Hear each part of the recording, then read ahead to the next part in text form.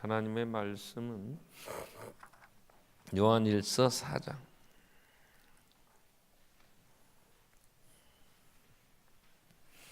요한일서 4장 7절로 21절 말씀을 봉독합니다. 사랑하는 자들아, 우리가 서로 사랑하자. 사랑은 하나님께 속한 것이니 사랑하는 자마다 하나님으로부터 나서 하나님을 알고 사랑하지 아니하는 자는 하나님을 알지 못하나니 이는 하나님은 사랑이심이라. 하나님의 사랑이 우리에게 이렇게 나타난 바 되었으니 하나님이 자기의 독생자를 세상에 보내심은 그로 말미암아 우리를 살리려 하심이라. 사랑은 여기 있으니 우리가 하나님을 사랑한 것이 아니요 하나님은 우리를 사랑하사 우리 죄를 속하기 위하여 화목제물로 그 아들을 보내셨음이라. 사랑하는 자들아, 하나님이 이같이 우리를 사랑하셨은즉 우리도 서로 사랑하는 것이 마땅하도다. 어느 때는 하나님을 본 사람이 없으되 만일 우리가 서로 사랑하면 하나님은 우리 안에 거하시고 그의 사랑이 우리 안에 온전히 이루어지느니라. 그의 성령을 우리에게 주심으로 우리가 그 안에 거하고 그가 우리 안에 거하시는 줄을 아느니라. 아버지가 아들을 세상에 구주로 보내신 것을 우리가 보았고 또 증언하노니 누구든지 예수를 하나님의 아들이라 시인하면 하나님이 그의 안에 거하시고 그도 하나님 안에 거하느니라. 하나님은 우리를 사랑하시는 사랑을 우리가 알고 믿었노니 하나님은 사랑이시라. 사랑 안에 거하는 자는 하나님 안에 거하고 하나님도 그의 안에 거하시느니라. 이로써 사랑이 우리에게 온전히 이루어진 것은 우리로 심판날에 담대함을 가지게 하려 함이니 주께서 그러하신과 같이 우리도 이 세상에서 그러하니라. 사랑 안엔 두려움이 없고 온전한 사랑이 두려움을 내쫓나니 두려움에는 형벌이 있음이라. 두려워하는 자는 사랑 안에서 온전히 이루지 못하였느니라. 우리가 사랑함은 그가 먼저 우리를 사랑하셨습니다. 누구든지 하나님을 사랑하노라 하고 그 형제를 미워하면 이는 거짓말하는 자니 보는 바 그 형제를 사랑하지 아니하는 자는 보지 못하는 바 하나님을 사랑할 수 없느니라. 우리가 이 계명을 주께 받았나니 하나님을 사랑하는 자는 또한 그 형제를 사랑할지니라. 아멘. 우리 찬양대 찬양하겠습니다.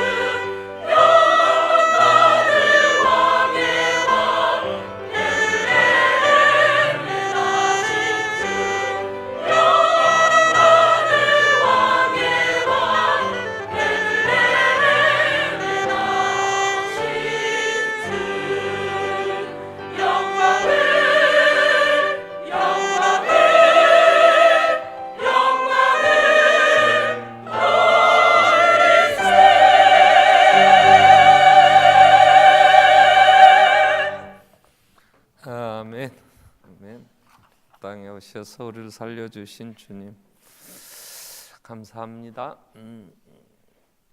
오늘 이제 요한일서 우리가 마무리 지난 시간에 이어 오늘 정리를 하려고 합니다. 요한일서의 핵심 이제 구절은 1장 3절이라 그랬죠. 이것을 기록하는 것은 요한일서를 기록하는 사도 요한이 우리가 사귐 있게 하려고 그랬어요. 하나님과 사귐. 인생의 가장 큰 복이 뭘까? 그럴 때 우리는 인생의 복은 만남의 복이다. 그렇게 얘기를 할 때 많은 사람이 동의합니다. 좋은 사람을 만난다는 것, 또 좋은 시대를 만나고 좋은 부모님과 형제들, 또 교회 안의 성도들, 좋은 분들 만나면 내 인생이 참 복되다 그러죠. 그런데 그보다 더 큰 복은 뭐냐? 그래. 하나님을 만나면 가장 큰 복이다. 아멘. 자, 근데 하나님이 나와 사귀자. 이 사귐이라는 단어가 가장 가까운 단어가 하나 있다면 그건 친구 이런 얘기로 볼 수 있겠죠. 그러면 하나님이 사귐의 대상으로 우리가 지난 시간에 살핀 대로 청해 주는 것은 가장 큰 복이다. 아멘.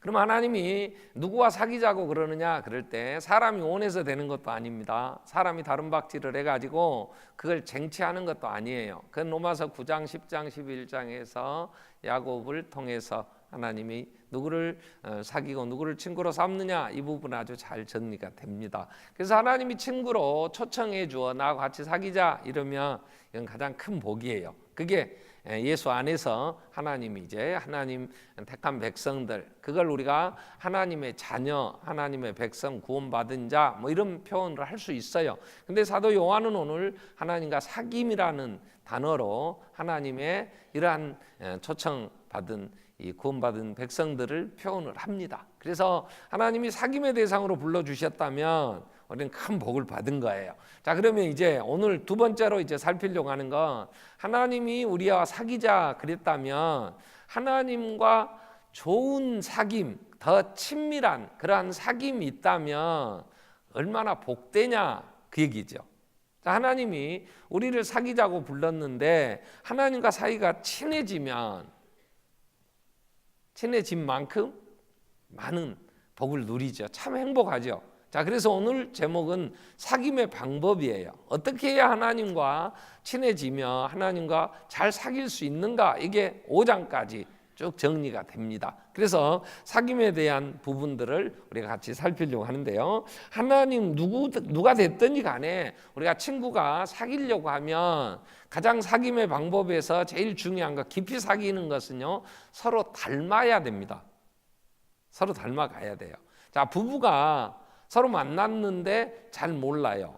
그래서 좋은 부부가 되려면 부부 관계가 깊어지고 정말 그 안에서 행복하고 그 누릴 수 있는 사람이 부부만큼 은밀하고 깊어질 수는 없잖아요.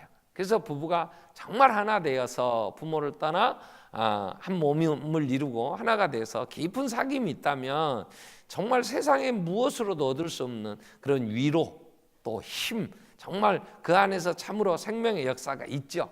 그처럼 하나님과의 깊은 사귐이 있으면 말로 할 수 없는 많은 것들을 얻게 되죠. 그래서 이런 만남들, 친구가 깊이 좋은 친구가 된다면 우리는 여러 사람들 이제 얘기를 통해서 그 친구 깊은 좋은 친구를 통해서 얻는 그 많은 유익들, 생명을 이제 얻기도 했고 또 많은 어려움에서 또 위로가 되기도 하고 기쁨이 될 때에 좋은 친구를 만나 그 기쁨이 배가 되기도 하고 그러잖아요. 그러니까 이렇게 어떤 관계가 됐든지 사귐이 깊어지고 그 더 깊은 사귐으로 나아가려고 하면 두 관계에서 깊은 닮아가는, 그래서 같은 공통 분모들이 많이 있어야 되죠. 오늘 이 부분에 대하여 성경은 계속 오늘 특별히 요한일서에서 4장 7절부터 보면 자, 우리 서로 사랑하자 이렇게 되죠. 왜 그러냐면 형제들아 우리 서로 사랑하자. 오늘 본문 7절에서 자, 사랑하는 자들아 우리가 서로 사랑하자. 사랑은 하나님께 속한 것이니 사랑하는 자마다 하나님으로부터 나서 하나님을 알고 사랑하지 아니하는 자는 하나님을 알지 못하나니는 하나님은 사랑이심이다 그랬어요. 그러니까 하나님과 닮아가려면 하나님은 사랑이시니까 우리가 사랑하면 되죠. 그러면 하나님과 깊어지죠. 하나님이 사랑이시니까. 자, 우리는 두 사람이 만났어요. 만나면 누군가의 이 좋은 점들을 받아들이게 됩니다. 근데 하나님과 내가 만났어요. 그럼 하나님과 내가 만났는데 하나님이 나한테 와야 되겠어? 내가 하나님 앞에 가야 되겠어? 닮아가려면 내가 하나님이 나한테 와서 나를 닮아야 돼? 내가 하나님께 가서 하나님을 닮아야 돼? 그럼 얘기 한번 해보자고. 자, 고린도전서 11장 1절은 이렇게 됩니다. 바울이 이 문제를 이렇게 얘기해요. 자, 고린도전서 11장 1절에 자, 내가 그리스도를 본받은 자 된 것처럼 내가 예수 그리스도를 본받아. 내가 예수 그리스도를 닮았다. 그래서 너희는 나를 본받으라. 그럼 여기서 바울이 쭉 빠지면 너희는 누구를 본받으라? 예수 그리스도를 본받으라. 그 말이죠. 내가 예수 그리스도를 본받았어. 너희는 나를 본받아. 그러니까 내가 빠지면, 바울이 빠지면 너희는 예수 그리스도를 본받으라. 그랬죠. 그러면 복이지요. 아멘. 하나님이 나를 닮으면 복이겠어. 내가 하나님 닮으면 복이겠어.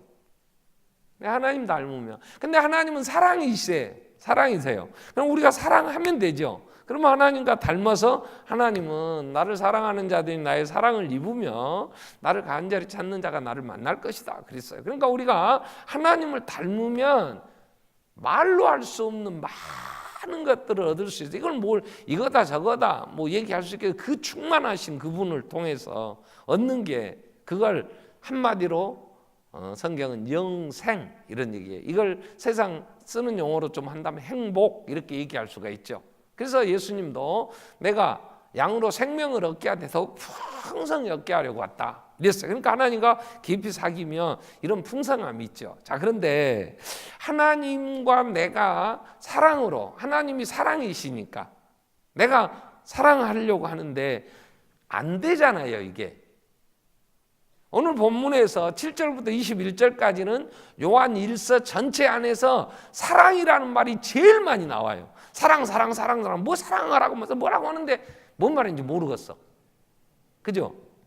읽긴 읽었어. 봉독한다고 목사가 빨리 읽어버렸어. 그러니까 앞에 생각하려면 뒤에 나와버려갖고 지금 뭔 말인지 잘 모르겠어. 근데 사랑 빼면 거의 없어요. 그냥 하나님이 사랑이라고 서로 사랑하자. 사랑하면 하나님 안에 있고 너희가 하나님 사랑하지 않냐면 하나님 밖에 있고 막 이런 얘기를 하는 거예요. 근데 이걸 조금 더 요한 1서에서 이해되려면 1장에 가서 우리가 1장 5절부터 보면 하나님 우리를 사귐으로 초청을 하셨는데 1장 5절부터 8절까지 보면 이렇게 예를 들어줍니다. 자, 우리가 그에게서 듣고 너희에게 전하는 소식은 이것이니 곧 하나님은 빛이시다 그래요. 자, 1장에서는 하나님을 빛이라 그래요. 4장에 와서는 하나님은 뭐라 그랬죠? 사랑이라. 그러니까 빛이나 사랑이나 같은 말이지. 왜? 하나님이 빛이니까 또 하나님은 사랑이니까. 그래서 이해가 더 쉬워요. 이게. 자, 빛이에요. 하나님이. 그래서 그에게는 어둠이 조금도 없어요. 어둠이 조금도 없다는 온전한 빛이야. 그러니까 온전한 사랑이라는 말이죠. 그래서 6절에 만일 우리가 하나님과 사귐이 있다 하고 어둠에 행하면 거짓말하는 자다. 진리를 행하지 아니함이거니와 그가 빛 가운데 계신 것 같이 우리도 빛 가운데 행하면 우리가 서로 사귐이 있고 그 아들 예수의 피가 우리를 모든 죄에서 깨끗하게 하실 것이다. 그러니까 하나님은 빛이세요. 그러니까 빛 가운데 행하면 그랬어요. 하나님은 사랑이세요. 우리가 사랑으로 살면 하나님 안에 있는 거예요. 하나님과 깊어지는 거죠. 자, 그런데 살아보니까 우리는 사랑이 잘 안 돼.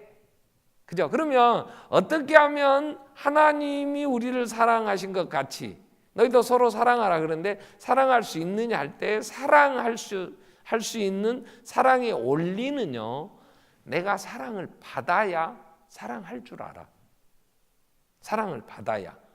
그래서 이 사랑을 받아야 되는데 우리는 하나님의 사랑을 내가 충만하게 그 하나님의 사랑을 넘치게 누리고 살아야 그 사랑에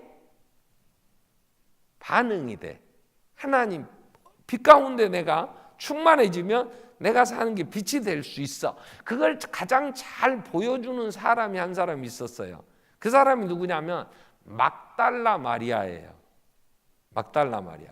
자, 막달라 마리아가 어떤 사람인가 그럴 때 우리는 막달라 마리아 그러면요, 죽어도 목숨 다 바쳐 주님 끝까지 따라간 사람, 여자예요.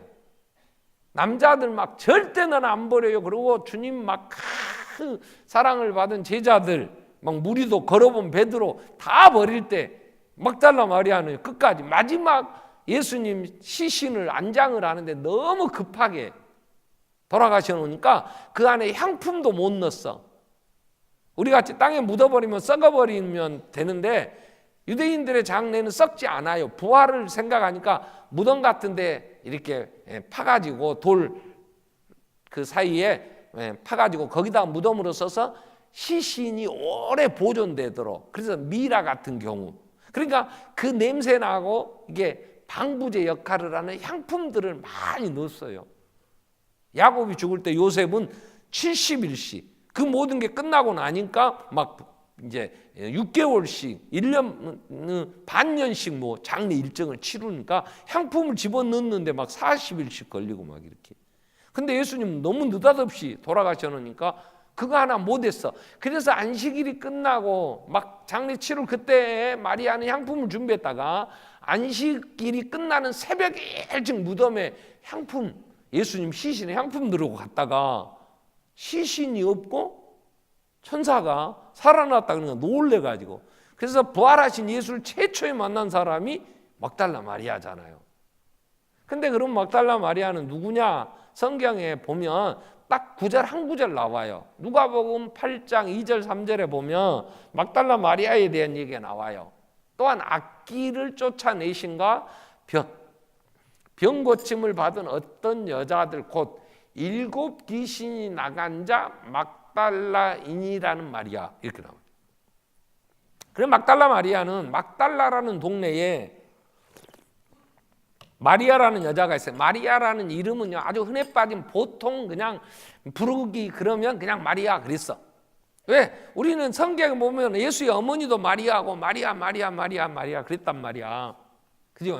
그러니까 아주 흔해. 그냥 일반적인 그런 여자야. 근데 그때에 2000년 전에 헬라 시대에 여자는 일단 별로 가치가 없었어. 몇 명 모였대? 그럼 여자는 수도 안 치요. 그죠? 요즘은 그랬다가 난리나. 성차별 뭐 이래갖고. 근데 그때는 지금의 개념이 아니고 2000년 전에는 밥을 얻어먹었는데 몇 명 먹었대? 여자는 세도 안 했어.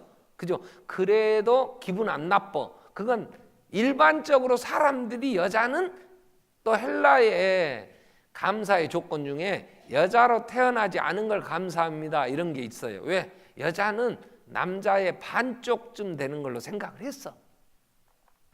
그래서 여자는 투표권도 없었어요. 그때만이 아니라 우리나라에도 뭐 의회 민주주의가 제일 발달됐다는 영국이나 미국 같은 데도 여자의 참정권, 여자의 투표권을 준 것은 채 200년도 안 돼요. 그러니까 막 대단하다고 생각하면 지금 태어난 걸 감사해야 돼. 아멘. 시대가 그러잖아. 근데 이 평범하고 별로 수에 치도 않는 여자가 귀신이 미쳤어. 얼마나 미쳤냐? 7 귀신이 들었다니까 완전히 미쳐본 거야. 7이라는 숫자는 완전수 이렇게 쓸 때 7이라는 수를 써요 보통. 귀신이 7 귀신이 들렸대. 그러면 귀신 들면 막 아프기도 해, 눈멀기도 해. 그죠? 벙어리 된 귀신 뭐 이런 것도 있었잖아요. 그러니까 완전히 미쳐가지고 여기 악기를 쫓아내신과 병 고침을 받은 어떤 여자들 이랬으니까 막달라 마리아가 귀신들에 완전 미쳐갖고 또 병 들었다고 봐야 돼. 그러면 집안에서 별로 대접 못 받았겠죠. 그죠? 동네에서는 저 미친년 저거 또 전라도 말로 저 지랄하고 또 돌아다니냐, 저거 아이고 비올래나 이런 거야. 나타나면 기분 나빠. 그러면 얼마나 자존감이 낮았겠어요. 얼마나 본인의 스스로에 대한 이러한 열등감, 아니면 열등감이라고 할 것도 없겠지. 정말 죽지 못해 사는 거였겠지. 그런데 이 미쳐 돌아다니고 세상에 멸시받고 천대받던 이 마리아가 예수님 만나서 뿅 구원받았어. 그랬을 때 이 여인이 어떻게 살겠어? 그래서 3절은 이렇게 나와. 헤로데 청지 구사의 아내 요한나, 수산나, 다른 여자와 함께, 자, 아무짝에도 쓸모없어 이리 채이고 저리 채이던 사람이 예수 만나갖고 귀신이 쫓겨나가고 병이 고침받더니 왕족들하고 같이 놀아. 헤로데 청지기, 헤롯은 왕이잖아요. 왕의 임명받은 그러한 청지기가 어느 분야인지는 모르나, 어느 장관쯤 되는지 모르나, 그 구사라는 아내 요한나, 또 수산나, 다른 여자들과 함께 교제가 돼. 이 막달라 마리아가 얼마나 예수 만나서 구원받고 좋았냐고. 그래서 어떻게 했냐?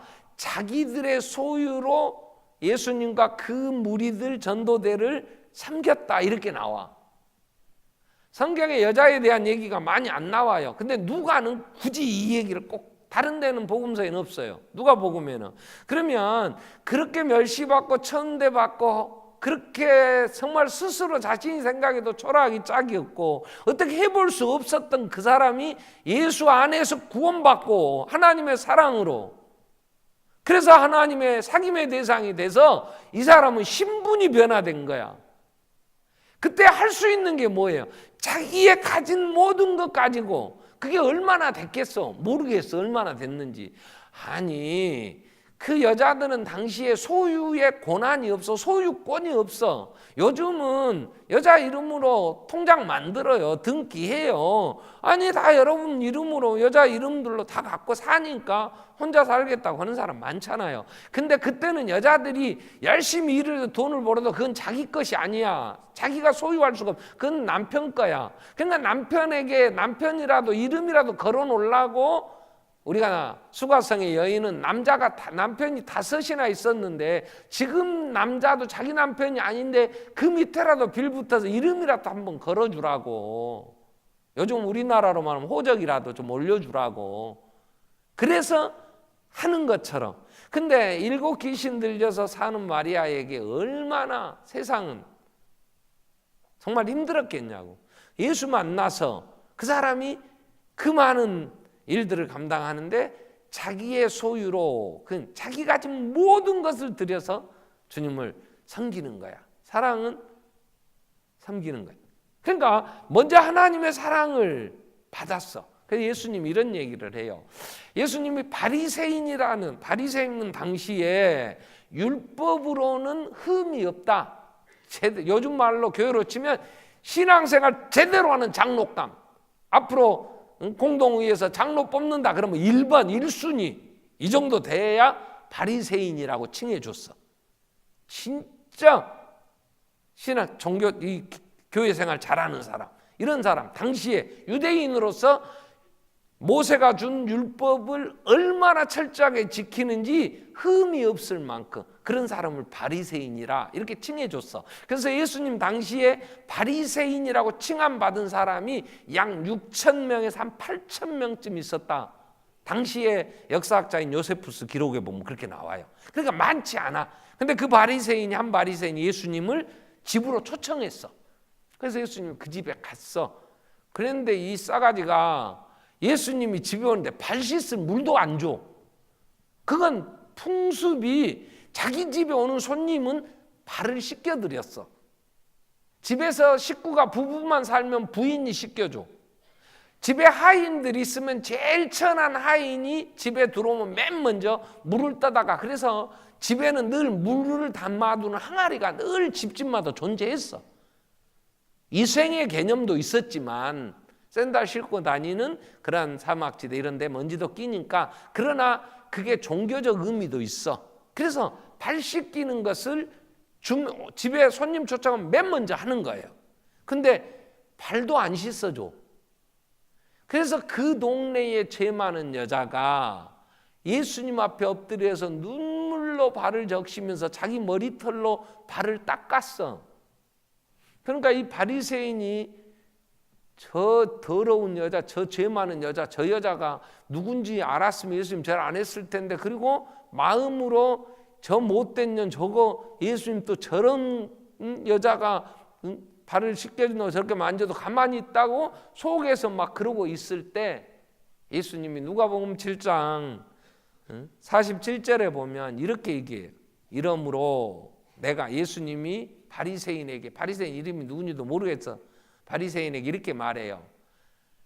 이 여자가 눈물로 지금 발을 적시고 머리털로 그 발을, 예수님의 발을 씻기는 그 여자의 많은 죄가 사하여졌도다. 이는 그의 사랑함이 많음이라 사함을 받은 일이 적은 자는 적게 사랑하느니라 그래요.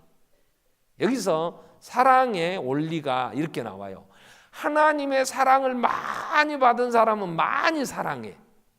적게 받은 사람은 적게 사랑해. 근데 누가 하나님의 사랑을 많이 받은 자냐 그러면 나같이 못난 것, 세상에 쓸모없는 것, 세상에 이기적이고 죄인 중에 괴수, 나 같은 것이 하나님의 아들이 죽어 하나님의 자녀가 됐어. 세상에 어디도 내세울 거 없는 게 나 같은 것이 구원함을 받았어. 이러면 예수님이 미치게 좋은 거야. 근데 나는 별로 잘못한 것이 없어. 나는 가만히 놔둬도 천국 갈 사람 오라고 부르면 나는 아랫목에 갈 만큼 나는 깨끗해. 그러니까 나는 별로 잘못한 게 없으니까 하늘 영광 버리고 와서 죽었다는 예수가 나한테는 별로 안 귀한 거야. 아멘. 이것도 저것도 아니면 또 거짓말 또 하는 거야. 이게 나는 사랑이 없어. 누구한테 사랑하고 싶은 마음이 안 생겨. 왜? 전부 다 바리새인은 이런 거야. 저 더러운 여자, 저 죄 많은 거, 아이고 저런 것 때문에 이 나라가 안 돼. 그러면서 바울이 자기가 율법으로 살 때에, 바리새인이었을 때 율법에 흐르는 흠이 없어서 얼마나 철저하게 율법을 지키. 그때는 세상의 모든 것들을 다 죽여야 되는 거야. 다 이것들 때문에 하나님의 영광이 가려. 이것들 때문에 이 나라가 안 돼. 막 죽이는데 앞장섰어요. 그런데 다메섹을 가다가 그 태양빛보다 더 밝은 빛이 있는데 그때의 눈에 보이지 않아. 다시 보여줘서 비늘이 벗겨지면서 보게 됐을 때 예수를 만난 거야. 그때의 바울이 예수 안에 자기를 볼 때 나는 죄인 중에 괴수로구나. 내 이 죄성에서 해결받을 수 없는 이기적이고 이렇게 거짓되고 세상에 이럴 수 있을까? 그래서 고백이 나는 죄인 중에 괴수, 이 죄인을 위하여 하나님의 아들 예수가 이 땅에 오셨구나. 감사하리로다. 모든 사람이 받을 만한 이 말이여, 하나님의 아들 예수가 죄인을 구원하시러 이 땅에 오셨다. 나를 구원하러 오셨구나. 예수 안에 하나님의 사랑, 말로 할 수 없는 사랑을 받고 보니까 모든 사람이 나보다 나아. 그래서 바울이 고린도후서 4장 5절에 이런 고백을 해요. 우리가 우리를 전파하는 게 아니고 예수가 주되심을, 그리고 예수를 위하여 우리가 너희 종된 것을 전파함이라. 그래서 그런 모든 사람들을 품고 사랑하며 어떻게 해서든지 하나님 사랑 안에 세우려고 했어. 우리에게 사랑이 없는 것은요, 교만과 무지에서 나를 몰라니까 그래요. 그러니까 어떻게 되냐? 전부 남들 정죄만 하는 거야. 저런 것들이 예수님, 나 저런 것들 때문에 예수 욕먹어. 아유 저게 교회, 아유 나 반석계 저런 것 때문에 내가 반석계 창피해. 여러분, 하나님이 우리를 선택하실 때, 사귐의 대상으로 우리를 부르실 때 세 단어를 꼭 기억하세요. 이게 하나님의 사랑을 얘기할 때도, 첫째는 하나님의 절대적 주권에 의해서 하나님이 나를 택하셨어요. 이 얘기는 뭐냐면요, 내가 어떤 조건에 의해서 하나님의 사귐의 대상이 된다고 하면 우리는 아무 조건도 없어. 누구도 하나님의 사랑의 대상이, 사귐의 대상이 될 수가 없어. 그렇기 때문에 하나님이 절대 주권으로 아무도 자격이 없으니까 무조건 하나님의 절대적 주권으로 하나님이 택하신 거야. 두 번째, 하나님이 자녀로 하나님의 사귐의 대상으로 부를 때는요, 전부 다 철저하게 개인적으로 부르세요. 한꺼번에 기성품 찍어내듯이 반석교회에 출입하면 내 자녀다, 대한민국에 태어나면 내 백성이다. 하나님이 그렇게 단체로 어떤 조건에 의해서 뽑지 않아요. 하나하나 하나님은 한 명 한 명 꼭 불러. 에서와 야곱이 어머니의 뱃속에 쌍둥이로 태어납니다. 로마서 9장에서 이 얘기를, 선택에 대한 얘기를 할 때에 로마서 9장 11절에 보면 그 자식들이 아직 나지도 아니하고 무슨 선을 악을 행하지도 아니할 때 택하심을 따라되는 하나님의 뜻이 행위로 말미암지 않고 오직 부르시는 이로 말미암아 서게 하려 하사, 리브가에게 태어나도 안 했어. 아직 자식들이 뱃속에 쌍둥이가 잉태됐는데 엄마한테 이렇게 얘기를 하는 거예요. 큰 자가 어린 자를 섬기리라. 나는 어린 자 야곱을 사랑해. 이렇게 된 거예요. 야곱이 나와서 뭘 한 적도 없어. 에서가 태어나서 무슨 엄마 젖꼭지를 2번 꽉 물어버렸다는 것도 없어. 야곱은 약해서 빨대 안 물고 그냥 쪽쪽 빨았단다, 이런 것도 없어. 한 번도 뭐 행한 것도 없는데 하나님은 하나님의 절대 주권에 의해서, 인간은 누구의 행위로도 하나님 앞에 올 수 없으니까 하나님이 택해 주신 거야. 하나님이 나 같은 걸 하나님 자녀 삼으려고 어떤 조건도 제시하지 않아. 무엇도 우리 행위를 보지 않았어. 하나님은 절대 주권에 의해서 하나하나 이름을 불러. 이게 시편 139편 14절 신묘막측하심이라. 하나님은 우리를 만드신, 만물의 영장으로 만드신 것도 신묘막측하지만 하나님의 예수 그리스도 자녀 삼으신 것도, 이건 놀라운, 다 측량할 수가 없는 비밀이야. 이 엄청난 하나님의 사랑을 받았어. 세 번째 단어, 절대 주권에 의하여 개인적으로 영원히 사랑하세요. 영원히. 이 얘기는 표현이 이렇게 나와요. 로마서 10장 29절에 보면 하나님이, 11장 로마서 11장 29절에 보면 하나님의 은사와 부르심에는 후회하심이 없다. 후회 없다는 말은 이런 거예요. 내가 이 여자가 좋아. 그래서 우리 같이 썸 타. 그러다가 좋았어. 야, 썸 청산하고 이제 우리 연애하자, 사귀자. 이렇게 사귀었어. 그러다가 결혼하자, 결혼했어. 근데 결혼하기 전에는 몰랐는데 같이 살다 보니까 흠이 생겨. 어메, 내가 잘못 봤어야. 그때 좀 자세히 볼 텐데 온 세상에 집안에 그랬다는데 숨겼네. 당신 왜 얘기 안 했어? 그런 얘기 하지. 그러면서 후회가 돼. 그러면 후회가 많으면 헤어져. 사람.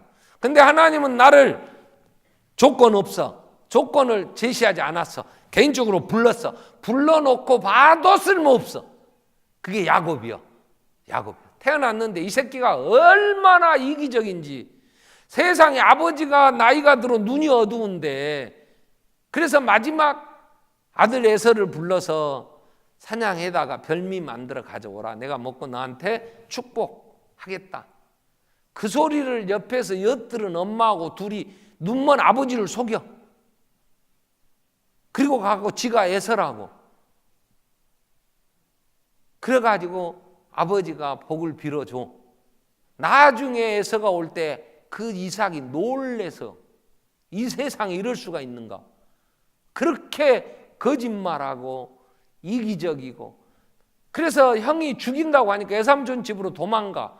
외삼촌 집에 가서 20년 동안 아무것도 없는 것이 가가지고 그 집에서 20년 동안 살면서 외삼촌 재산을 싸그리 싹 먹어버려. 저는 합법적으로 먹었다 그래.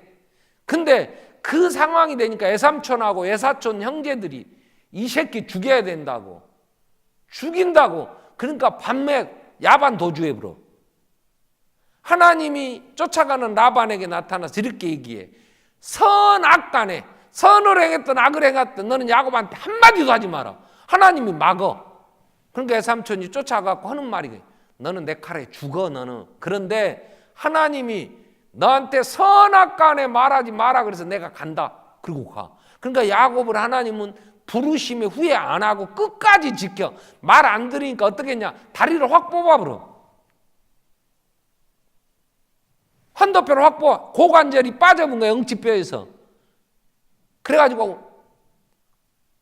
뼈 맞추는 집에 가서 집어넣어도 안 들어가도록 빠지는 순간에 살이 채워졌든 어쨌든지 그래갖고 평생 질질 끌고 다녀. 그래도 하나님은 안 버려. 나중에 죽을 때는 12아들을 보고 장래에 하나님의 나라가 이들을 통해서 어떻게 이루어질 건가를 환상을 보고 예언을 해. 이런 못된 거, 이렇게 야비한 거, 이렇게 거짓으로 점철되어 있는 다윗이 하나님의 빛 가운데 자기를 보고 기도할 때 뭐라고 해요? 다윗같이 훌륭한 믿음의 그러한 성군 뭐라고 해요? 시편 51편에 그는 내게서 성령을 거두지 마시고 하나님 내 안에 정한 마음을 창조해 주세요. 그 말은 마음에 정함이 없어 깨끗하지 못하 더럽게 짝이 없어. 정직한 영을 새롭게 해주세요. 자기 죄를 봐. 이런 못난 거, 이런 죄인 나 때문에 예수가 죽었어. 그 사랑에 내가 녹아져야 누구도 나도 사랑할 수가 있는 거야. 예수님이 이렇게 얘기하세요. 요한복음 13장 34절에 너희가 서로 사랑해라 이러면서 조건 하나가 있어. 그게 뭐냐면 내가 너희를 사랑한 것 같이, 하나님이 나를 사랑한 게 없으면 내가 형제를 뭘 어떻게 하라는 거야. 근데 하나님이 나를 사랑하셨는데 내가 왜 사랑을 모르냐? 내가 괜찮은 줄 알아. 교만해요. 여러분, 우리는요, 내가 이 땅 사는 것이 이 민족의 유익과 우리 집안에 내가 있어야 된다고 생각하십니까? 착각해서 깨세요. 내가 없어지는 게 이 민족의 복대. 그래야 교통이라도 덜 막히지. 아이고 그래도 내가 있어야 우리 새끼 애들한테 물어봐. 유익한 존재가 아니라 우리는 무익한, 내 스스로 지가 뭐 대단한 줄 알아. 세상에 오염시키고 먹다가 버린 된장 국물이 다시 정화돼서 원래로 돌아오려면 30년을 돌아다녀야 돼. 우리가 살아 행할 수 있는 게 아이고 나는 그래도 우리 신랑은 나 없으면 못 살. 물어보라니까. 한 번은 다 죽었으면 좋겠다고 생각하는 게 남자들이랍다. 하나님의 나라에 내가 교만해서 한 사랑을 몰라. 그러니까 하나님의 사랑을 모르니까 빛 가운데 행하지를 못하니까 내가 받은 사랑을 나눌 수가 없어. 두 번째, 사귐이 깊어지려면 바라보는 데가 같아야 돼. 이걸 가치관의 문제예요. 자, 부부가 같이 깊이 사겨. 근데 남자는 서울로 가고 싶어. 부인은 부산 가고 싶어. 둘이 양쪽으로 가면 찢어져. 이게 능력이 있어서 좋은 차 타면 더 찢어지요. 더 빨리 가. 사귀면 같이 서울 가면 좋은 차 탔으면 더 빨리 가고 더 좋지, 안 나가고. 그래서 하나님과 내가 사귀려면 보는 관점이 같아야 돼. 예수님은 이렇게 얘기하세요. 마태복음 6장 19절에 너희를 위하여 보물을 하늘에 쌓아둬라 이래요. 왜 하늘에 쌓아두냐면 보물 있는 곳에 너희 마음이 있다. 21절에 이렇게 돼. 그래서 내 마음이 하늘에 있어야 돼. 그래서 요한 1서에서 이 부분에 대해, 근데 우리 마음은 세상에 있거든. 그래서 유일하게 요한 1서에서 이 얘기를 하는 건 2장 15절, 16절, 17절이에요. 뭐라고 얘기해? 이 세상이나 세상에 있는 것들을 사랑하지 마라 이렇게 된 거야. 세상을 사랑하면 아버지의 사랑이 그 안에 없다. 그러면 세상이 뭐냐? 육신의 정욕. 나 하고 싶은 거야.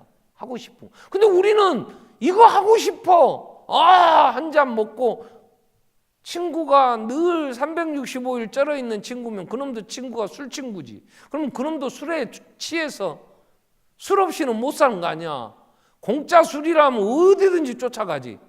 세상의 육신의 정욕에 끌려서 향락에 취해서 그리고 안목의 정욕 눈에 와 나도 저런 아파트에서 한번 살아봐서 와 저런 남자하고 살아봤으면 안목의 정욕에 끌려서 세상에 이 생의 자랑 한번 프랑카드 걸고 박수 한번 받아봤으면 쓰겠는데 나이 들었으니까 새끼들 통해서 한번 하겠다고 얘들 아주 죽여. 그런데 17절에 뭐라 그래요? 이 세상도 그 정욕도 지나간다. 하나님의 뜻을 행하는 자만 영원히 거한다. 그래서 하늘의 영광을 위해서 하나님이 제일 친한 사람, 하나님이 친구다 이런 사람은 성경에 딱 두 사람 나와요. 직접 하나님이 내 친구야 이런 사람은 한 사람. 이사야 41장 8절에 보면 이렇게 하나님이 내 친구다 이런 사람.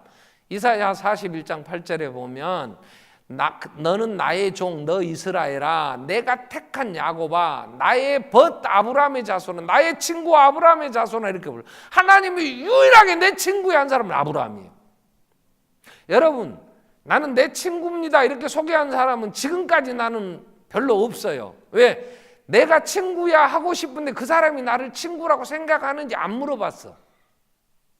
가끔 누가 목사님 친구라던데요 그러면 나 그 사람 잘 몰라. 그 사람은 목사님 친구라던데요.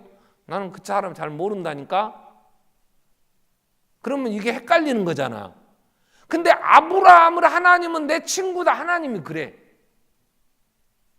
모세는 하나님을 친구와 같이 대면하여 보았으나 죽지 않았다고 그러지 하나님이 직접 내 친구 모세야 이렇게 부르진 않아. 그러나 성경에 두 사람.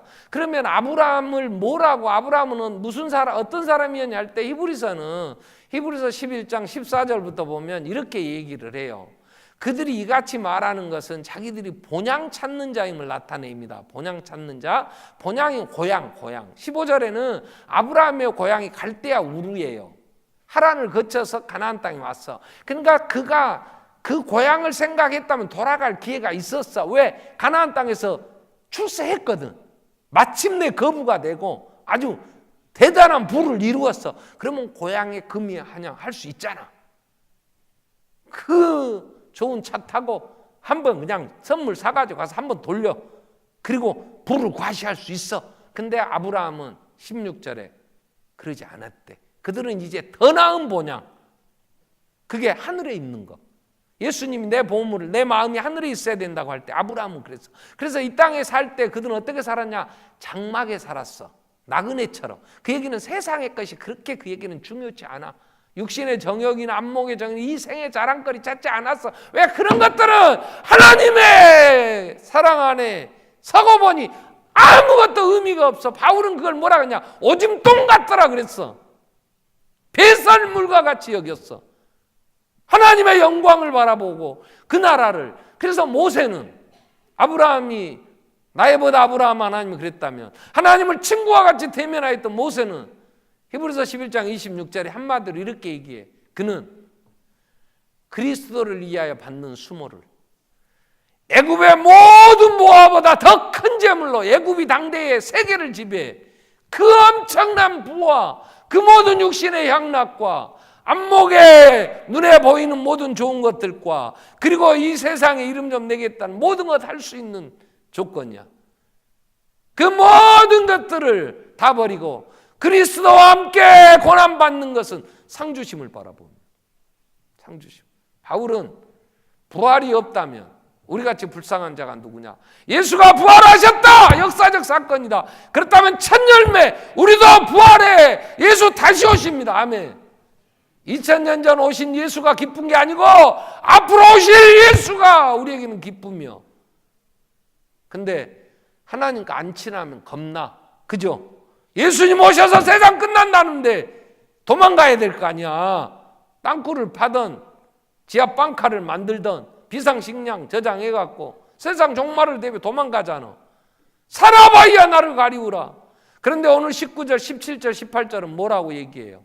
오늘 본문 4장 18절, 17절, 18절 보면 이렇게 얘기가 되죠. 자, 이로써 사랑이 우리에게 온전히 이루어졌어. 우리로 심판날에 담대함을 가지게 하려 합니다.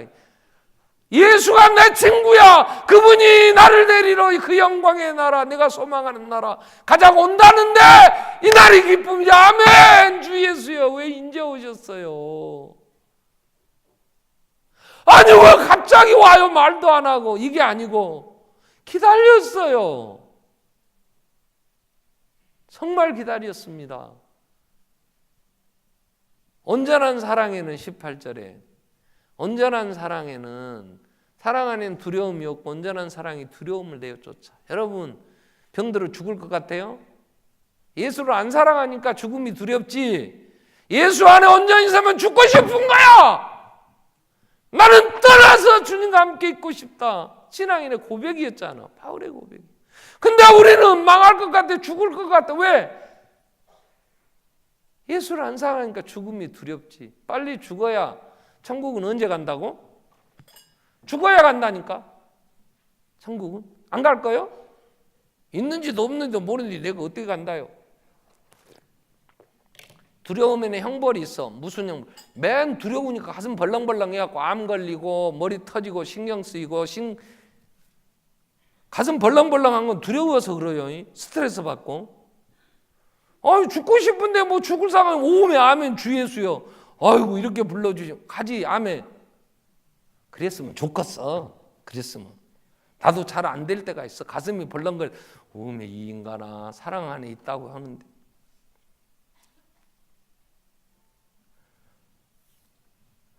하나님의 사귐은, 복이 되는 것은 그 사랑을 알면 눈물이 있어. 감사. 내가 받은 사랑, 19절은 오늘 본문 19절에 뭐라 그래요? 사랑은 우리가 사랑한 게 아니야.